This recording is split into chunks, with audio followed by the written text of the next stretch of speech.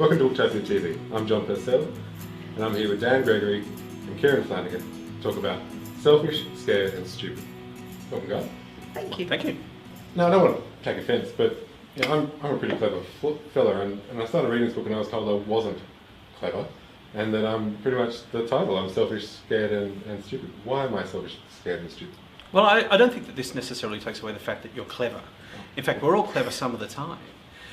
What the book's really about is the fact that our survival brain actually has primacy in our decision making. So it calls dibs on all of our decisions. And being selfish, scared and stupid actually isn't a bad thing.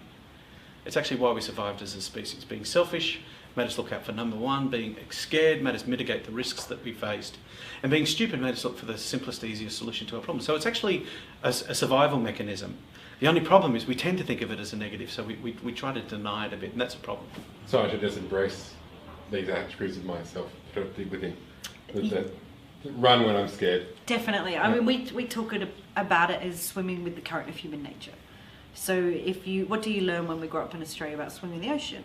You learn to swim if you're caught in a rib with the current, ideally, or across it, but preferably with it because it will take you eventually out and back around towards shore.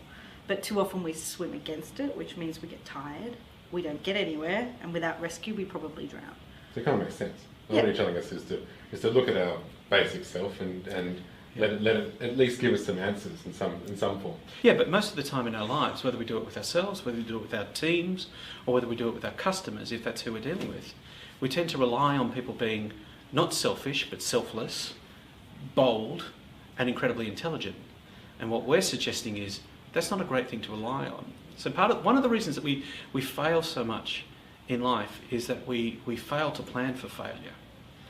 In other words, compare that to, say, the airline design industry, the people who make planes. They've designed planes such that they can keep flying even if one of the engines goes out. So on 50% power, they can stay in the air and land safely. Now, what would happen to your business or anyone's business that's watching this if 50% of their employees didn't show up?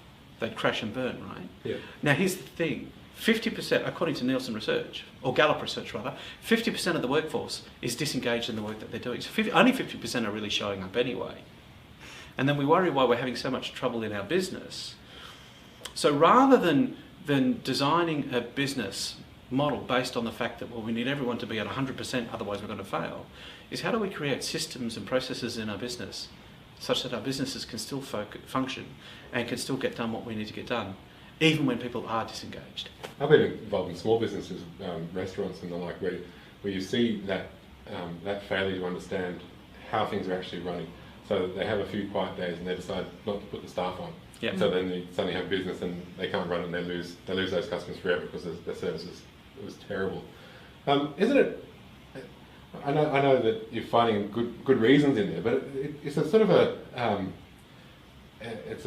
kind of a pessimistic view of humanity. We're always told that we've got to go do it and get there and do the best we possibly can. Is this realism something that can motivate somebody? I mean, do we need to have those high off goals to motivate or can these quite practical views change things? Well, we think the self-help industry has a lot to answer for because they've blown smoke up our butts for years, let's face it, and that they've actually demotivated us in a way because we feel not enough. You know, we feel unless we're these uber achievers out taking on the world, being our wonderful, magnificent individual snowflake selves, if we're not that, we feel depressed and we feel not enough. So it's about working with who we are and saying, you know what, being selfish, scared and stupid is wonderful. Selfish, scared and stupid has made us the dominant species on the planet. Selfish, scared and stupid, when you find it in businesses, actually makes for businesses that are engaged and successful. It's just that we put meaning onto those words in a negative and we hide it. Yeah. It's about changing the meaning of those words in a way and understanding that if we work with our natures, which are wonderful and capable of great stuff, we can achieve more and not beat ourselves up in the process. And it's also about understanding that discipline and motivation are short-term strategies. You know, no one is disciplined all of the time. No. And no one is disciplined in every part of their lives. You know, and what we found is design beats discipline in the long run. So if you design for success rather than relying on discipline to get you there, let me give you an example. So I've been trying to spend more time at home. I'm a Away from workaholic. me. I'm a workaholic. I spend a lot of time at the office, but it doesn't matter how motivated I am to leave work, how disciplined I am about closing the laptop down and getting on the road. I just haven't been able to get enough time at home. So Kieran and I did the numbers.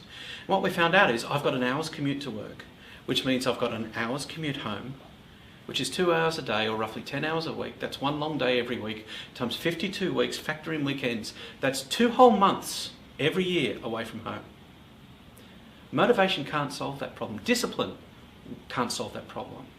It's a design failure. If I was no more motivated, no more disciplined, if all I did was be selfish, scared and stupid and move half an hour closer to work or move my office half an hour closer to where I live, instantly, without any extra effort, I get an extra month at home every year. You're talking directly to me because I'm now travelling an hour. You now drive an hour. No, but exactly right. Yeah. But most people don't do that kind of math in their head. No, I didn't do it. No. No, you're just depressed. No, but and that's what we do. And we go, and so John beats himself up and says, I'm just not seeing enough of my family, blah, blah, blah, blah. And you blame yourself for not being able to control your life when it's actually the design that's the issue.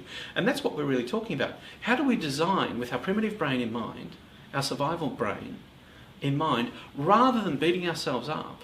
Which is what happens. What happens with motivation and these lofty goals is we try to do something, then we fail, and we actually fall lower than we were before. Because all of a sudden we're reinforcing behaviour that we're not good at achieving. Yeah. When in fact what we should be doing is going, well actually it's the environment and the system that I built around that goal that wasn't supporting it. And that's what we're really talking about. It's actually how do we bias towards success as opposed to just expecting success to show up. What will people find when they read Selfish, Scared and Stupid? What are the roads and the roadmap that they take when they pick up this book? I think 50% of people are going to find a reason to give it to someone they don't like. I think what people are going to find is a greater understanding of humanity and a greater forgiveness for who we are. And I think once you get to that point where you accept, actually, this is true, this is who we are, what you then have is a freedom to discover strategies and possibilities for being more effective. And it's all about the human parts of business, whether you're a leader, whether you're in sales or marketing, whether you're trying to motivate yourself even. It's actually understanding those human characteristics of business. And they're the parts of business where the breakage happens. And we've got some tips and techniques and ideas of how you can do those things. So ways in which you can think selfish, think scared and think stupid. For us it was really important that how do people go about implementing this into their world and how do they start accessing that point of view. And it's really interesting because even working with some companies, we've been doing it as a program for them, and it's amazing how quickly the language of, oh, okay, what's the selfish, scared and stupid part of this becomes useful and something they can apply across their business. So we wanted to make sure it was simple and easy to use for people as well. And I think that's the important thing is understanding that thinking selfish, scared and stupid isn't acting selfish, scared and stupid. Yeah. It's about understanding that we all come from a selfish, scared and stupid perspective. And one of the things that we've found, working with people like the Cancer Council, working with I'm on the board of White Ribbon, what we found is charities do better when they think selfish. So in other words, the more I talk about what's in it for you as someone who donates or gets involved, yeah, and the less I talk about the people that we're trying to help, the more effective we are in terms of engaging people. In other words, something like the ALS Bucket Challenge, we were talking about that earlier this morning. They don't tell you anything about ALS. It's all about the people who get involved and all about the people who contribute money. And as a result, they've done over 100 million in the United States and over £8 million in the UK.